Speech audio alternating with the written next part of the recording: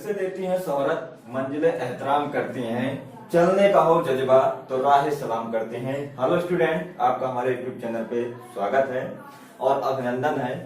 सबसे पहले आप लोग एक काम करेंगे, जिन लोगों ने हमारे यूट्यूब चैनल को सब्सक्राइब नहीं किया है सब्सक्राइब कर लेंगे और हमारे चैनल को शेयर कर दीजिए। शेयर करने के बाद उसे लाइक कीजिए। देखिए, आज हमारे जीएस का पहला पार्ट है और पहले पार्ट में हम सबसे पहले आपको एक ऐसी चीज बताने जा रहा हूं जिसको शायद पता भी नहीं होगा कि ये होता क्या चीज है। ठीक है, तो जीएस का हम आपको एक चीज बताएंगे और सबसे पहले अगर ज्यादा आपको कोई लिखना चाहता है तो कॉपी और पेन को लेकर के बैठेंगे, जिसको जो पॉइंट नोट करना है नोट करेंगे, क्योंकि जहां से मैं क्वेश्चन बताऊंगा वो ऐसा नहीं कहीं पूछा नहीं जाता है, उससे हजारों क्वेश्चन बनते हैं, हजारों टाइप के क्वेश्चन बनते हैं, कैसे बनते हैं, कैसे पूछे जाते हैं, हर चीज के मैं बारे में बताऊंगा, उसको हर एक चीज को डिफाइन करूंगा, कैसे क्या होता है, कैसे क्या नहीं होता है, कहाँ पे क्वेश्चन पूछा जाता है, कहाँ पे कैसे क्वेश्चन पूछा जाता है, तो उसको हर एक चीज को हम डिटेल में बताएंगे। और आज हमारा पहला क्लास है, पहली क्लास के बाद इसके बाद जो भी क्लासेस चलेंगी हमारी वो सब्जेक्ट वाइज क्लासेस चलेंगी और सब्जेक्ट वाइज क्लास में कंटिन्यू प्रतिदिन हमारी एक दो क्लासें डाली जाएंगी यूट्यूब पर और आप लोग जो है चाहे उसकी नोट्स बना लीजिएगा चाहे ऑनलाइन पढ़ते रहिए। ठीक, तो चालू करते हैं, शुरू करते हैं। आज अपना हम पहला आज जो चीज बताने जा रहे हैं उसको एक चीज आपको समझा देते हैं। एक शब्द आप लोगों को देखने को मिला होगा, हमेशा आप लोग पढ़ते होंगे कि सरकार के लिए हमें किन किन चीजों की आवश्यकता होती है। अगर हमको सरकार बनानी है तो सरकार के लिए सबसे पहले हमें क्या चाहिए, एक भूभाग चाहिए। क्या चाहिए? भूभाग, एक क्षेत्र, एक बड़ा सा क्षेत्र चाहिए और उस क्षेत्र पर निवास करने के लिए जनता चाहिए। क्या चाहिए? जनता चाहिए और उस जनता का नियंत्रण, जनता के ऊपर, जनता को गाइडलाइन करने के लिए, जनता के ऊपर नियंत्रण करने के लिए क्या होनी चाहिए? सरकार चाहिए। ठीक, ऐसे भी देखें तो सरकार बनाने के लिए कितने अंग हो गए? 3 अंग हो गए हैं और सरकार में भी 3 अंग होते हैं। सरकार में भी 3 अंग होते हैं। अब तुमको पता होगा कौन कौन से अंग होते हैं। जैसे सरकार के 3 अंग कौन कौन से होते हैं तो देख लेंगे। पहली होती है व्यवस्थापिका, कार्यपालिका,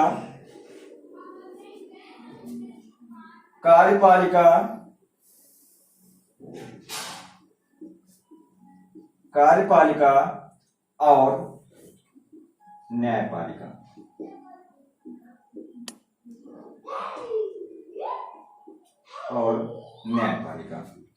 ठीक है,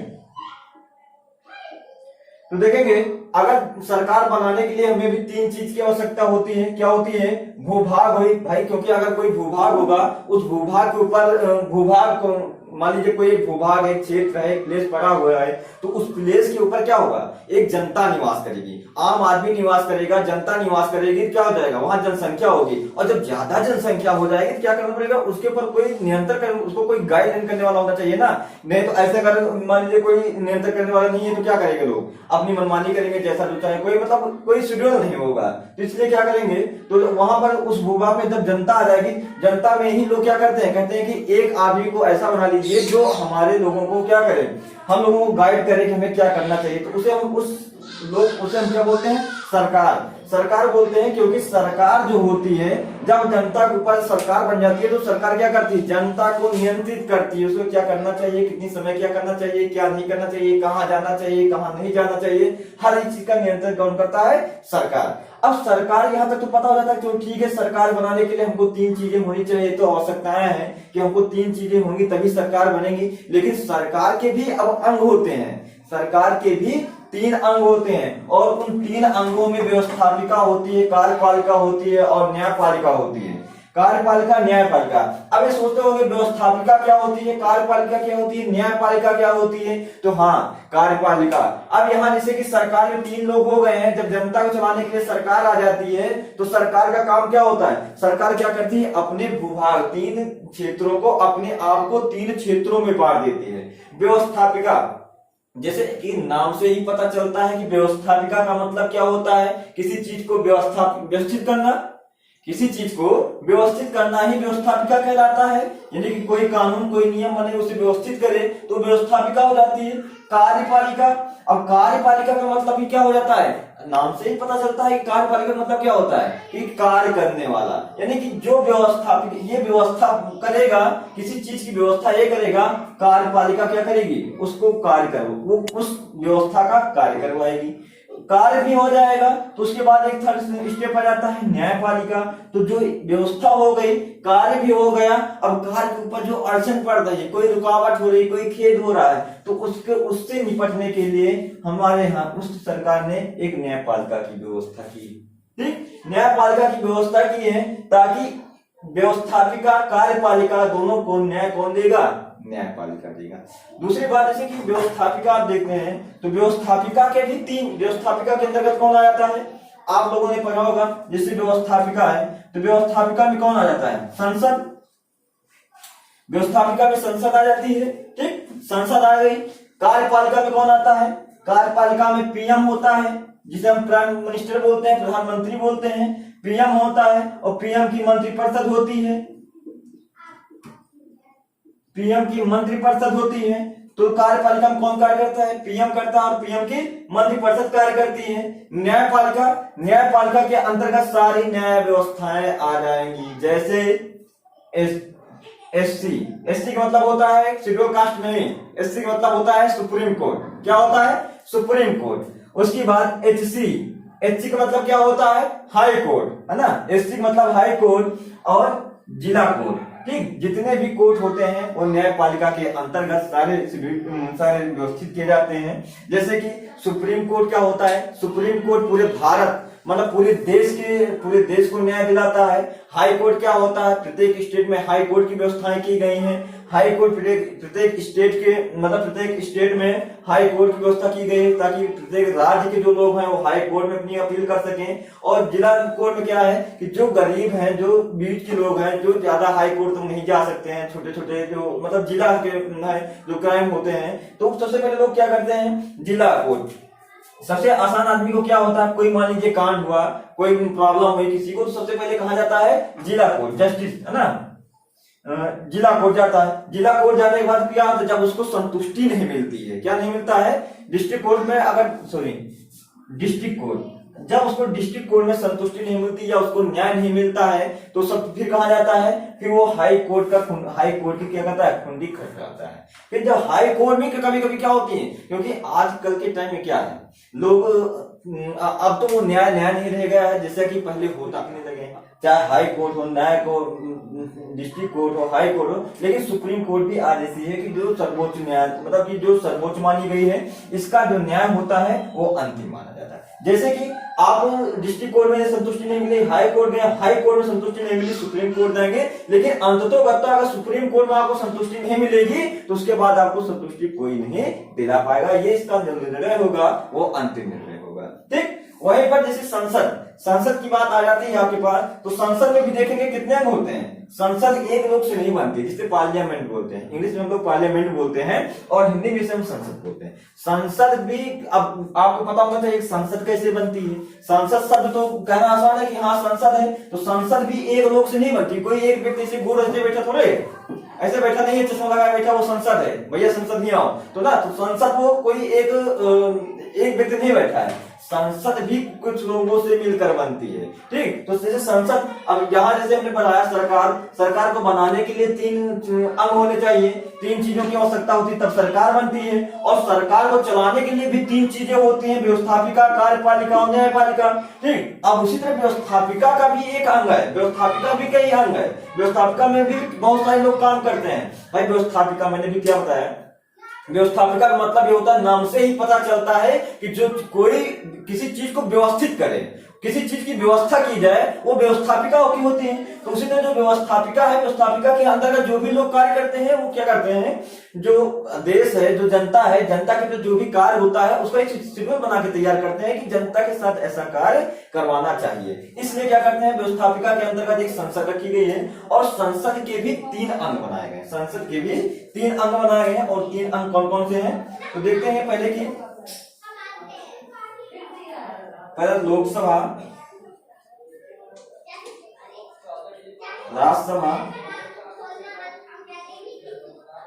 राज्यसभा और राष्ट्रपति। ठीक, तो देखें संसद के भी 3 अंग होते हैं। संसद के कितने अंग होते हैं? 3 अंग होते हैं। कौन कौन सा होता है? लोकसभा, राज्यसभा और राष्ट्रपति। 3 लोगों से मिलकर के हमारी संसद तैयार होती है। अब संसद तो तैयार हो गई, जो ठीक संसद हमारी तैयार हो गई है, 3 लोग आ गए हैं। अब यहाँ भी एक कंडीशन हो गई, क्या लोकसभा भी कोई एक व्यक्ति का नाम नहीं है कि यहाँ नहीं 3 ही लोग हैं, तो एक लोकसभा बैठेंगे, राज्यसभा बैठेंगे, राष्ट्रपति बैठे नहीं, इसके भी अंतर्गत बहुत सारे लोग जुड़े होते हैं। जैसे कि लोकसभा, आप लोकसभा में क्या देखते हैं? जैसे देखते सुनाई देता होगा भाई लोकसभा का चुनाव होने वाला है, ठीक, क्यों? क्योंकि जो लोकसभा होता है, लोकसभा के बहुमत दल का नेता ही यहाँ पीएम बनता है, ठीक। तो लोकसभा में देखेंगे सबसे पहले क्या होता है, ठीक, अभी बताएंगे तुमको लोकसभा तीनों चीज बताएंगे। तो संसद, अब संसद के बारे में जान लीजिए, संसद में कितने लोग कार्य करते हैं। संसद के कितने अंग मैंने बता दिया है, 3 है, लोकसभा, राज्यसभा और प्रेसिडेंट, ठीक, 3 लोग हुए। अब लोकसभा के अंतर्गत देखेंगे कितने लोग कार्य करते हैं। लोकसभा में कहा गया है भारत की लोकसभा में अधिकतम कितने लोग रह सकते हैं? 550, ठीक। राज्यसभा में कितने लोग रह सकते हैं अधिकतम? 250, ठीक। प्रेसिडेंट कितना होगा? तो प्रेसिडेंट हमेशा एक ही होता है, तो जाहिर सी बात कि प्रेसिडेंट कितने होंगे? एक प्रेसिडेंट होगा, राष्ट्रपति होगा, तो 3 से मिलके हमारे हो गए। अब 3 चीज से तो हो गए कि हमारी संसद तैयार हो गई, लेकिन 3 में भी कितने कितने लोग हो गए? 550 इसके, 250 ये और एक ये, कितने हो जाएंगे? 5 2 7 800, 801 आदमी हो जाएंगे।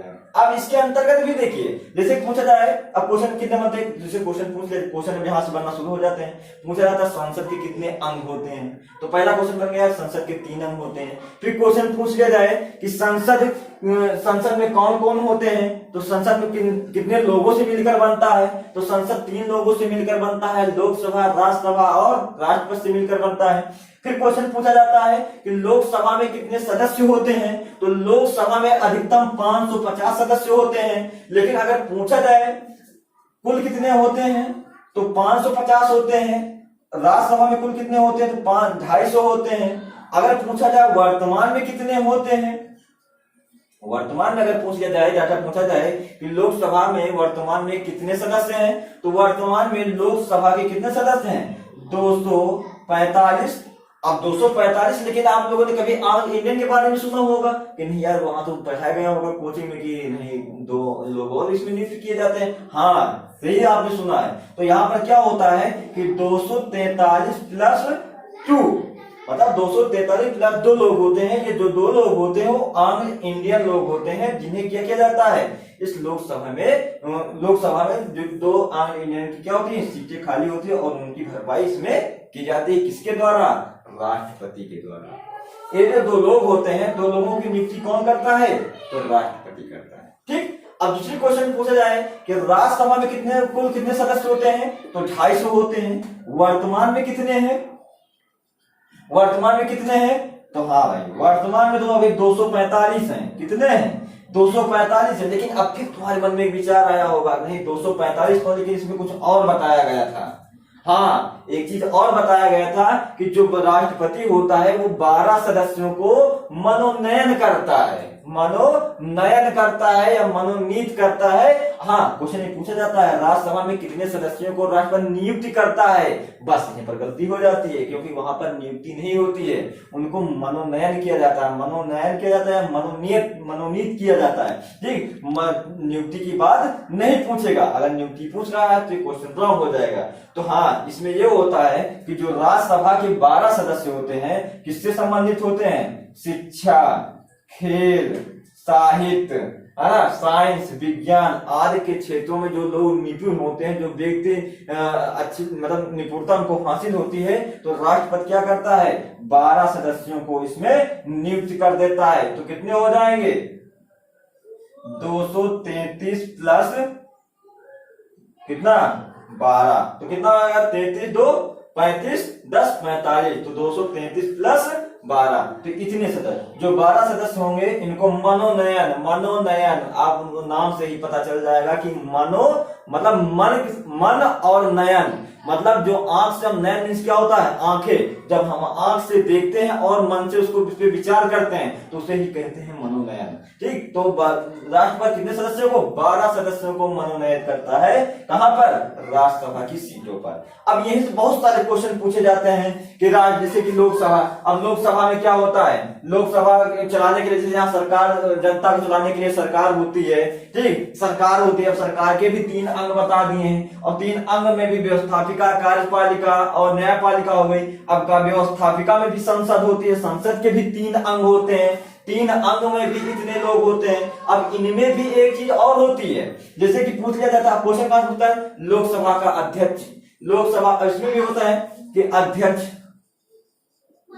एक अध्यक्ष होता है, एक उपाध्यक्ष होता है, ठीक। उसी तरह यहां पर भी क्या होता है, एक सभापति होता है, एक सभापति होता है, एक उपसभापति होता है, एक उपसभापति होता है, ठीक। तो अब यही क्वेश्चन पूछ लेता है, लोकसभा के प्रथम, लोकसभा के अध्यक्ष कौन है, या लोकसभा के उपाध्यक्ष कौन है, या पूछ ले कि राज्यसभा के सभापति कौन है और राज्यसभा के उपसभापति कौन है, ठीक। और प्रेसिडेंट कौन है, तो प्रेसिडेंट आपको पता होगा, जो सभापति होता है, और जो इसमें राज्यसभा का सबसे बड़ी बात यह होती है, जो राज्यसभा का सभापति होता है वो भारत का उपराष्ट्रपति होता है। कौन होता है, वो भारत का उपराष्ट्रपति होता है। तो राष्ट्रपति कौन है, जो प्रेसिडेंट है वो रामनाथ कोविंद है, वो रामनाथ कोविंद है। और जो भारत, जो उपराष्ट्रपति है ना, वाइस प्रेसिडेंट कौन है, वेंकैया नायडू, एम वेंकैया नायडू है, एम वेंकैया नायडू है। तो जो भारत का उपराष्ट्रपति होता है वही ही राज्यसभा का सभापति होता है। कौन होता है, और राज्यसभा का सभापति होता है। तो पूछ लिया जाए, भारत का जो राज्यसभा का सभापति वर्तमान में कौन है, तो भारत का सभापति कौन है इस समय वर्तमान में, एम वेंकैया नायडू है, एम वेंकैया नायडू है। उपसभापति कौन है, तो हरिवंश नारायण है। कौन है, उपसभापति कौन है, तो हरिवंश नारायण है, नारायण जाए। अब जैसे कि लोकसभा का अध्यक्ष कौन है, उपाध्यक्ष कौन है, तो लोकसभा का अध्यक्ष आपको पता होगा ओम बिरला है, ओम बिरला है। और उपाध्यक्ष कौन है, तो उपाध्यक्ष रीता देवी है, ठीक। तो यहीं पर अब क्वेश्चन पूछा, लोकसभा का अध्यक्ष कौन है, उपाध्यक्ष कौन है, राज्यसभा का सभापति कौन है, उपसभापति कौन है, ठीक। और इससे अब यहाँ क्वेश्चन और भी,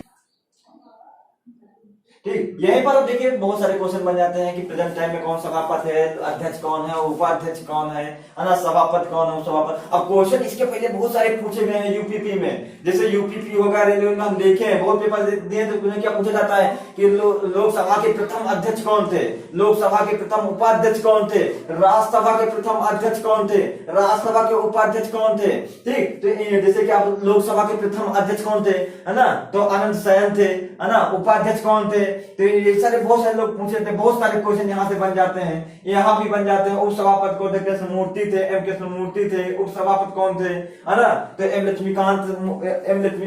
कृष्ण लक्ष्मीकांत मूर्ति थे, ठीक। तो ऐसे क्वेश्चन बहुत सारे बनते हैं, ठीक। तो आज तो हमारा ये पहली क्लास थी, लेकिन अब आप लोग सबसे पहले काम करेंगे, अगर हमारी क्लास को लेना है, ठीक, सबसे पहले तो हमारे वीडियो को आप लाइक करेंगे, लाइक करने के बाद उससे ज्यादा जरूरी सब्सक्राइब कीजिए, और सब्सक्राइब करने के बाद सबसे ज्यादा जरूरी है अपने दोस्तों में मेरे वीडियो को शेयर कीजिए। शेयर करने के बाद लाइक करेंगे, लाइक करने के बाद क्या होता है, हमें मोटिवेशन मिलता है और हमारा पढ़ाने के लिए और उत्साहित होता हूं। तो अगर हमारी चैप्टर वाइज क्लास लेना है आपको, तो सबसे पहले हमारी क्लास को सब्सक्राइब करेंगे, लाइक करेंगे, शेयर करेंगे, और जो समझ में आया है उसको आप कमेंट करेंगे, कैसा क्लास आ रहा है, क्लास क्लियर आ रही, साफ आ रही, कैसा गए, तो आप लोग कमेंट करेंगे, उसका भी मैं आंसर दूंगा, ठीक। अब अगले दिन जब मैं बताऊंगा संसद के बारे में, लोकसभा के बारे में, तो सब चीज आपको बताऊंगा। प्रथम लोकसभा अध्यक्ष कौन थे, उपाध्यक्ष कौन थे, प्रथम सभापति कौन थे, उपसभापति कौन थे, हर एक चीज के बारे में, सब छोटी छोटी चीजों को आपको हम डिफाइन करके हर एक चीज को बताऊंगा। कहां से कैसे क्वेश्चन पूछे जाते हैं, कैसे नहीं पूछे जाते हैं। अब जैसे जेल वार्डन का पेपर लगा हुआ है ना, तो जेल वार्डन का पेपर लगा हुआ है, तो अब इसमें कैसे क्वेश्चन पूछे जाएंगे, कहां से क्वेश्चन पूछे जाएंगे, कितने पूछे जाएंगे, तो मैं गारंटी देता हूं, अगर जो भी मेरे क्लास को कंटिन्यू पढ़ेगा, ठीक, उसमें हम 50% से 80% मैं एकदम गारंटी के साथ में क्वेश्चन बताने की गारंटी देता हूँ। ठीक। दूसरा काम ये करना है कि काम सबसे जरूरी काम ये करना है, जितना पढ़ाया जाए उसको अपने माइंड में रखना है। क्लास कितनी समय शुरू होती है, क्लास को आप अटेंड कीजिए, हर एक क्लास को पूरा विधिवत कॉपी पर लेकर के पढ़िए। ठीक ठीक है, ओके। अब आज क्लास यहाँ समाप्त कर रहे हैं, अगले दिन से हम चैप्टर वाइज आपको पढ़ाएंगे।